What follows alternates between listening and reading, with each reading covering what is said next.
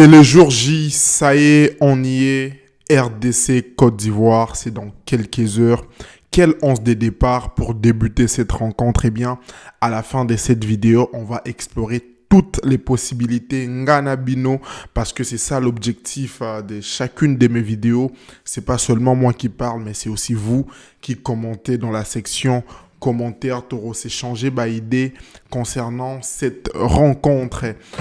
On a parlé de tout, conférences de presse, avant-match, statistiques, mais aussi aujourd'hui dans la vidéo, dans cette vidéo, je vais quand même aller aussi chercher les informations des dernières minutes, des informations exclusives par rapport à nos joueurs. Mais déjà, soyez rassurés, il n'y a pas de mauvaises nouvelles. Les joueurs se sont très bien préparés, moral au zénith, mental posé, tout en tout cas est carré du côté de nos léopards qui vont jouer la demi-finale aujourd'hui aux alentours. Je pense qu'il sera 21h du côté de la Côte d'Ivoire, ici au Canada, à Montréal.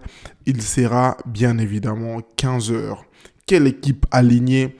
Quel joueur faire débuter? Gaël Kakuta va-t-il débuter ou pas? Bakambu, est-ce qu'il s'est arrosé à la pointe? Il y a quand même pas mal de questions à aborder par rapport à cette rencontre, mais c'est quand même important de savoir que wana bomona ba image quand même par rapport aux joueurs pour vous faire quand même une idée de comment est l'ambiance du côté de nos léopards. Chaque match est différent, chaque rencontre est quand même assez différente et c'est au coach de faire les choix de quels joueurs faire commencer, faire débuter par rapport à l'adversaire. Est-ce que si au milieu de terrain, nous aurons un certain Gaël Kakuta, c'est parce qu'en face, on aura un Seko Fofana? C'est un peu toutes ces questions qu'on se pose, Piquel, Moutoussamy, défense, gardien et tout. Eh bien, aujourd'hui, vraiment, je vais essayer d'avancer mes analyses que je pense ne seront pas, vont peut-être cadrées avec les choix du coach que nous aurons aujourd'hui dans quelques heures par rapport à la rencontre RDC Côte d'Ivoire. C'est aujourd'hui qu'on va savoir laquelle des deux équipes va rejoindre va rejoindre la finale de la Coupe d'Afrique des Nations 2023. Mais avant ça, il y aura la rencontre de l'autre demi-finale entre les Nigeria et puis l'Afrique du Sud, un probable adversaire des Léopards par rapport à cette finale. C'est les matchs de beaucoup d'enjeux, c'est les matchs à Marambo et Belé. Un match à contexte et belé, c'est un match de beaucoup de choses. Il y a beaucoup à dire, il y a beaucoup de choses qui se sont dites par rapport à cette rencontre. Et moi, je suis tout simplement content parce que Lélo, on va enfin en finir une très bonne fois pour toutes. Avant de commencer, faisons quand même un petit rappel par rapport aux 11 des départs alignés de temps en temps par les sélectionneurs congolais Sébastien Desabre avec les 4-2-3-1 habituels. C'est-à-dire au poteau, nous avons Lionel Passy, ça n'a vraiment pas changé. Dans la défense, nous avons Kaloulou, nous avons Maswaku et dans l'axe central, nous avons Chancel Mbemba, les capitaines. Et de temps en temps, il y a les changements entre Inonga et puis Batubintika. Sur les deux milieux récupérateurs, nous avons Piquel et puis Moutoussamy et en attaque. On joue avec Gaël Kakuta comme un 10 et à gauche, nous avons Wissa. Et à droite, nous avons Bongonda. Et puis en pointe, nous avons Cédric Bakambu. Et ça, système utilisé de temps en temps par les coachs qui a quand même donné ses fruits, même si on doit le rappeler qu'on reprochait à cette équipe de ne pas beaucoup marquer. Dieu merci, ça ne nous a pas causé tant de mal jusqu'à ces jours parce que on est quand même en finale et c'est ça le football actuel. On ne retient que les positifs, on ne retient que ce qui marche. avant peut-être de commencer à se projeter sur des questions tactiques. On fait confiance au coach, c'est lui qui connaît les joueurs, on fait confiance au staff, c'est eux qui connaissent les joueurs et c'est au sélectionneur à la fin, hein, Hirosa Lachwa et Nanyarobanda T. Et tout au long de cette CAN aussi, on a vu des entrées, par exemple, de la part du sélectionneur Sébastien Desabre, qui ont été, hein, selon plusieurs observateurs, journalistes, experts en football, qui ont été des choix très bénéfiques pour les Léopards, qui ont été des choix tactiques très très importants parce qu'à chaque fois, on les voyait quand il y avait changement, soit on égalisait, soit on devenait plus dangereux devant et soit on conservait les ballons pour, en l'occurrence, lors du match de la Guinée, avec l'entrée, par exemple, de Silas qui a provoqué le penalty et par la suite, la rencontre essaie de débloquer. Donc là, on se retrouve. Maintenant, j'avais entendu parler de ça chez nos confrères des Léopard Foot, les Lona Space. Il y a d'ailleurs des gens qui disaient qu'ils n'avaient pas vraiment confiance au coach. Mais tout au long de cette CAN, eh bien, on confirme que c'est tout à fait un tacticien par rapport à ses choix, par rapport à l'alignement et par rapport aux joueurs qui de temps en temps montent sur les terrains. Là maintenant, on se retrouve avec l'autre classement, c'est-à-dire les 4, je pense les fameux 4-3-3, si je ne m'abuse pas en tout cas.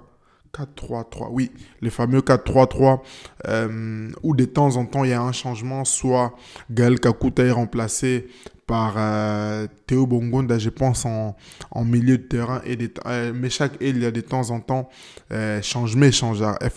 classement, il y a coach échangera par rapport peut-être il y a disponibilité à tel ou tel autre joueur, mais là, selon les dernières informations, eh bien, tous les joueurs sont en forme et sont prêts à pouvoir en découdre avec cette équipe ivoirienne. Là, Skodrom, la question, Bino Touboano, dites-moi dans les commentaires pour Nabino, match Zanen Bopé, ça va pronostic et qui vous voulez voir débuter lors de cette rencontre. RDC Côte d'Ivoire. Avant d'avancer mes arguments par rapport au choix, par rapport au classement, il faut quand même savoir aussi une chose par rapport au contexte de ces matchs. C'est les genres de rencontres où peut-être tellement Tolobé Liangoming, au final, ça peut être une rencontre qui pourrait se solder par un score d'un but partout ou bien des 0 buts partout et on va jouer soit les prolongations, soit les tirs au but. Chose qui n'est pas mal. Mais ça aussi, c'est un piège que la RDC doit obligatoirement éviter. Même si, je le pense, on a tous nos atouts pour jouer n'importe quelle situation. On l'a déjà démontré dans le passé. Donc, si on se retrouve dans cette piège ivoirienne, ça peut nous causer des problèmes parce que la Côte d'Ivoire, c'est une équipe qui, jusqu'à ce jour, est allée jusqu'au bout. Il a démontré par son mental et c'est une équipe qui va jouer devant son public qui même, on doit le rappeler, peut être un avantage mais aussi un désavantage par rapport à la pression des bien faire. Ça peut leur pousser à commettre aussi des erreurs. Hein. Là, c'est des... Il y a banaliste au Salamé. Quand les matchs vont commencer, ça va être une toute autre situation. Maintenant, selon moi, sans langue de bois, le coach doit maintenir son classement des 4-2-3-1 parce que jusqu'à ce jour, on a vu ce que ça a donné. Maintenant, par exemple, on attaque. Est-ce qu'il faut commencer avec Cédric? Est-ce qu'il faut commencer avec Banza? Est-ce qu'il faut commencer avec Maele? Il y a quand même beaucoup de est-ce que. Mais aujourd'hui, la question est vite répondue. Je préfère commencer avec un Cédric Bakambu. Par rapport d'abord, désolé, à la pression, comment on appelle ça? Par rapport, c'est l'un des joueurs qui a réagi en premier par rapport au massacre à l'Est. Je pense que ça peut aussi être un boost dans ce genre de rencontres, ces poids émotionnels de venir dans ce genre de rencontres, marquer, poser de problèmes à la défense adverse et essayer de marquer. Donc, il y a cet avantage aussi. Maintenant, par rapport, il y a Cédric Bakambu. C'est vrai, il a manqué de réalisme, mais il a manqué cette réussite devant pour mettre à mal la défense ou marquer ces buts auxquels tous les peuples congolais attendent. Mais Cédric Bakambu, tout au long de cette compétition, a été très très important et il l'a prouvé. Sa présence est quand même primordiale dans cette équipe et je pense que c'est pour cette raison qu'on l'avait choisi. Prenons toujours exemple, il y a joueur locaux là, Olivier Giroud au la Coupe du Monde 2018 qui je pense n'avait pas marqué mais qui a quand même posé beaucoup de mal aux équipes adverses. Donc c'est tout ça quand même la logique. Voilà. Maintenir la même équipe. Maintenant la question si c'est de savoir est-ce que Gaël Kakuta va commencer, est-ce que, mais je pense qu'il revient d'une blessure, peut-être Kakokota, ou soit Taroiko Banda, et puis va passer 60 minutes d'Abetaka. Mais aujourd'hui encore, on se retrouve dans le contexte, il y a demi-finale, sûrement ça va vraiment aller un peu vite et ça va demander à ce que chaque joueur puisse être apte par rapport à cette rencontre. Par rapport au changement, je dirais Silas, Banza, ou même, on l'a vu aussi, Aaron Chibola, qui de temps en temps était s'est montré aussi dangereux. Et il y a aussi Diangana aussi, qui a de la valeur. Il y a qui encore en attaque.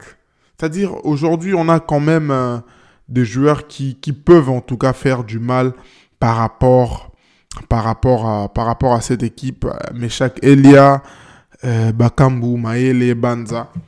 En tout cas, côté profondeur, il y a Bornabisso, Toza, vraiment à l'aise. Donc pour moi, c'est les 4-2-3-1 que je pense les coachs peuvent maintenir. Bon, dans quelques heures, on le saura si ça sera le cas ou pas, mais on lui fait entièrement confiance. Maintenant, à vous la parole. Que pensez-vous? Quelle équipe ramener? Quel 11 faire débuter face à cette équipe ivoirienne?